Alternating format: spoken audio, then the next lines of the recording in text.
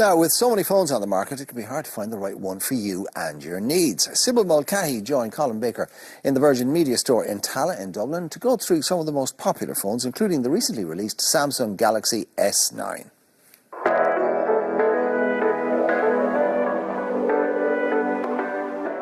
Thanks very much, and morning all, and greetings from the brand new Virgin Media store here in the square in Tallaght.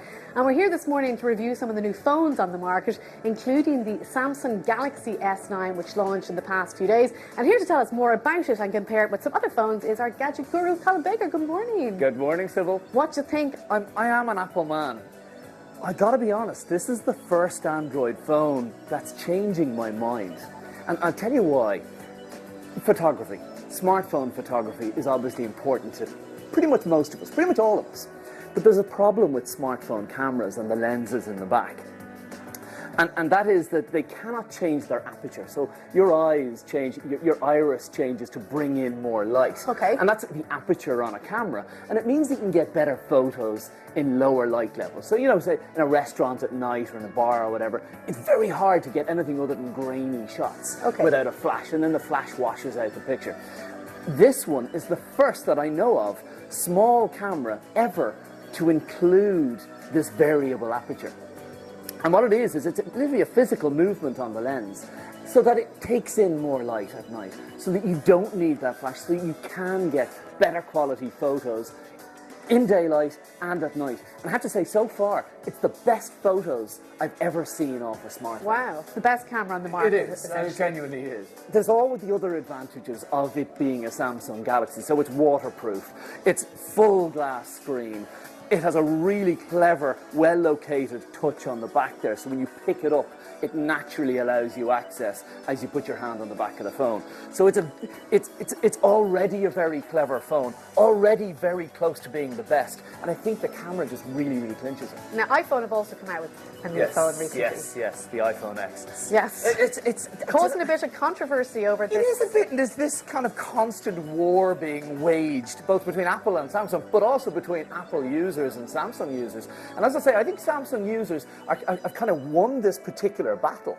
The X is Apple's obviously latest iteration. The first thing you notice about it there is just the screen size. But what's very clever is they've made it so that the actual frame of the phone is the same size roughly as the iPhone 6, iPhone 7, so it's not much bigger. But the screen itself is almost twice the viewable space. And they've done that, as you can see, the screen goes right out to the edge. There's almost no border. Where is the home button? It's literally down there. You have to push your finger up from the bottom. That's something that's taken me a while to get used to. And you actually, instead of tapping the home button the way we're used to, and it was just second nature to us, you actually hold down on the bottom and flip up.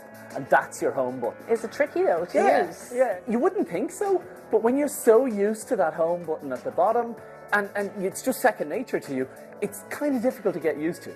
Okay, let's move on to Nokia. I haven't heard of a new Nokia phone for years. There's a blast from the past. Remember the old bashes they had? You'd stick in your jeans, take out of the laundry, last 2 weeks on battery, but they're really crude and simple. This one Nokia has a brilliant selling point. Yeah, this is what I was saying to you earlier. I mean, what can we make of a difference with smartphones? Battery life.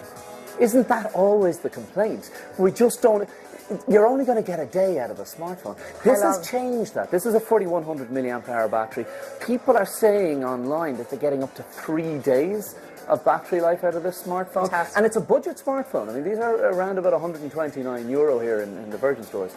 So they're not expensive. The camera won't blow you away, but all the regular features of an Android phone are there, plus this additional battery life. That's amazing. 3 days. Yeah, almost 3 days. I'm trying to try it out. I mean, to see if that really is genuine. Yeah, but I mean, it's a massive battery, so it should do the trick. Okay, let's finish up with you might have heard of the Doro before. Yeah. I haven't. It sounds like a Dora the Explorer or something. Who's this for? Effectively, it's an incredibly simplified smartphone. Okay. So for the person in your life that's kind of been dragged kicking and screaming into the world of, say, WhatsApp and being able to browse and check email on their phone, and they really really want to have those features, but they don't want all the fuss of the latest smartphones. The Doro is a simple version of it. You can still run WhatsApp on it and the likes, but you've got all the features and tools are within a click away, and they're also larger, easier to understand, and they use simpler terminology, so you don't need to understand the terminology that's come out over the last That'd be few perfect years. for my mum, I can see,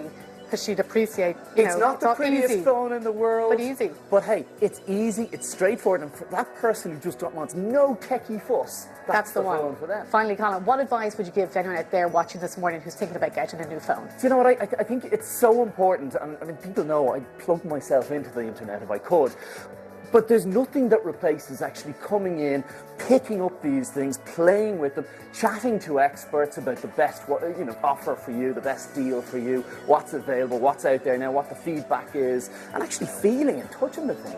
And really getting comfortable with it. So come into one of the Virgin Media stores. So, and I'm delighted. This is, I think, their 8th store for Virgin. And I'm just delighted to see that they're making that effort to have that face-to-face with the customer. Fantastic. Colin Baker, thank you so much. Thanks a million.